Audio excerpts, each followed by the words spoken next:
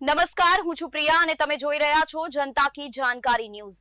નજર કરીએ આજના સમાચાર ઉપર। વેરાવળમાં કેસીસી ગ્રાઉન્ડ પર નંદન કપ 2025 ટુર્નામેન્ટનું આયોજન કરેલ, જેમાં સમસ્ત ખારવા સમાજના પટેલ શ્રી જીતુભાઈ કુહાડા, મહિલા મોરચા મહામંત્રી મીનાબા જાદવ દ્વારા શુભારંભ કર્યો। વેરાવળમાં આજરોજ કેસીસી ગ્રાઉન્ડ ખાતે મયુરભાઈ જાદવ દ્વારા નંદન કાફે ક્રિકેટ મેચ ટુર્નામેન્ટનો શુભારંભ કર્યો, જેમાં સમસ્ત ખારવા સમાજના પટેલ શ્રી જીતુભાઈ મોહનભાઈ કુહાડા તેમજ ગુજરાત પ્રદેશ મહિલા મોરચા મહામંત્રી શ્રી મીનાબા જાદવ, જિલ્લા પોલીસ વડાની પ્રેરક ઉપસ્થિતિમાં રાષ્ટ્રીય ગીત બાદ મીનાબા જાદવ દ્વારા શ્રીફળ વધેરી શુભારંભ કરાવ્યો હતો, જેમાં પટેલ શ્રી જીતુભાઈ સિક્કો ઉલાણી દાવ નક્કી કરવામાં આવ્યા હતા।